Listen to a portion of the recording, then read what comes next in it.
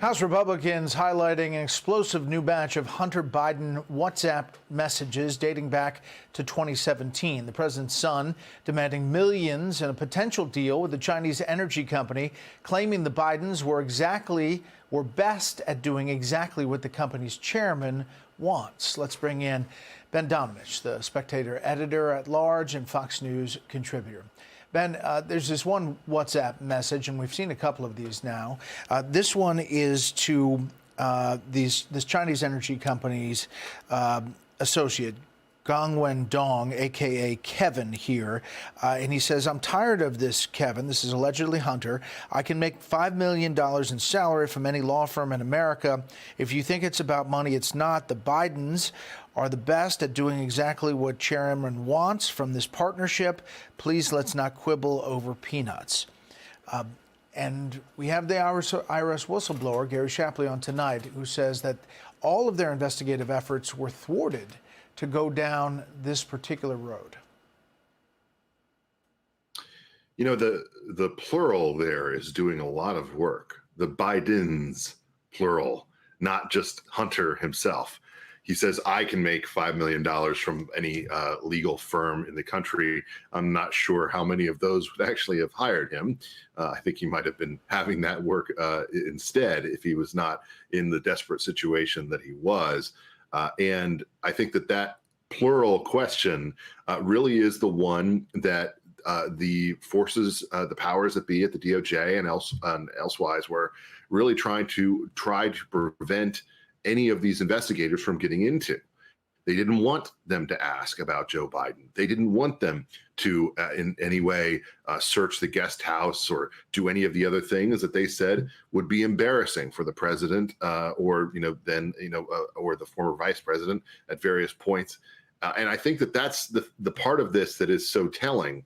We really are meant to be to take away from this that Hunter was sort of operating on his own, that he was trying to sell people on things that he couldn't deliver.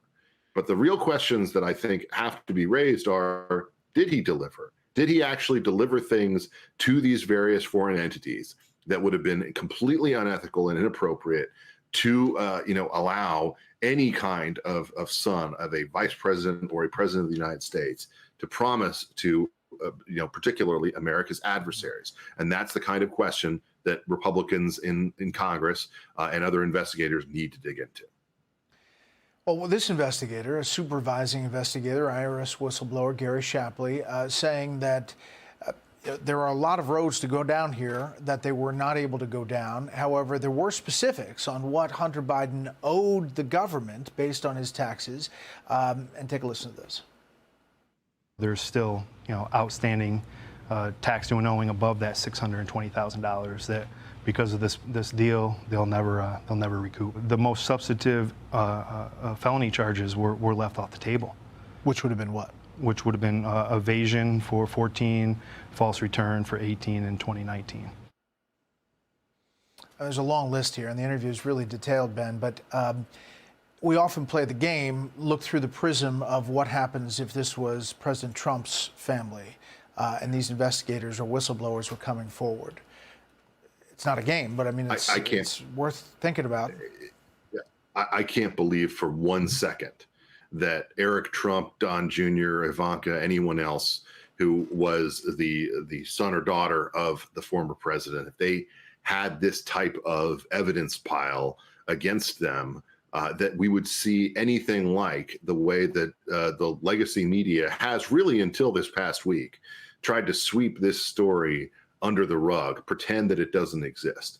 Instead, what we have here, I think, is a fact set that clearly deserves to be investigated, deserves to be looked into.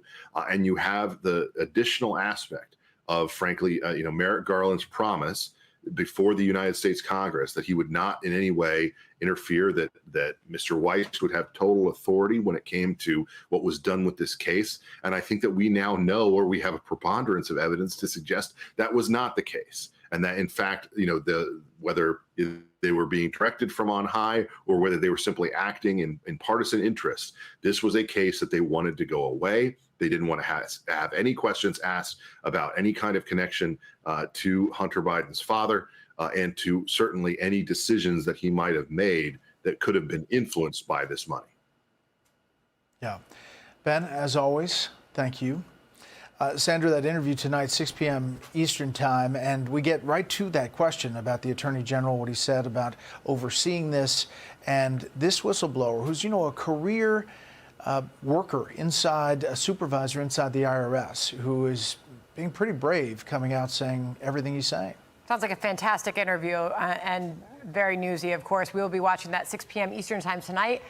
Brett, we should be learning a whole lot more. People have major questions over whether there's a double standard or if there is fairness or unfairness at play. Welcome back to our channel. Today, we have an exciting topic to discuss that will help you achieve your dream of owning a house. We're diving deep into the world of house mortgages. Whether you're a first-time homebuyer or looking to refinance, this guide will provide you with all the essential information you need to know. So, let's get started. Segment 1: Explaining the basics. Before we delve into the specifics, let's understand the basics of house mortgages. A mortgage is a loan you take to finance your home purchase. It involves borrowing money from a lender and repaying it over time. There are different types of mortgages, such as fixed rate and adjustable rate mortgages. Let's explore these options in detail. Segment 2: Choosing the right mortgage. When it comes to choosing a mortgage, several factors come into play. We'll discuss the importance of credit scores, down payments, and the impact they have on your mortgage options. We'll also touch upon pre-approval and why it's crucial in today's competitive market. Segment 3: Navigating the application process. Once you've decided on a mortgage, it's time to navigate through the application process. We'll guide you through the necessary documents, including income verification, employment history, and property appraisal.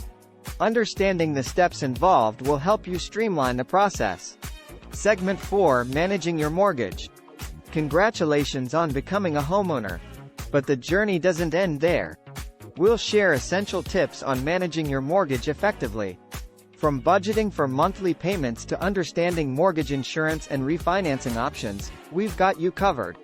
That wraps up our guide to house mortgages. Remember, becoming a homeowner is an exciting milestone, but it requires careful planning. By understanding the intricacies of house mortgages, you'll be better equipped to make informed decisions. Don't forget to subscribe to our channel for more valuable content. Thanks for watching, and we'll see you in the next video. If you found this video helpful, give it a thumbs up and share it with others. If you have any questions or suggestions for future topics, let us know in the comments below. Until next time, take care and happy home hunting.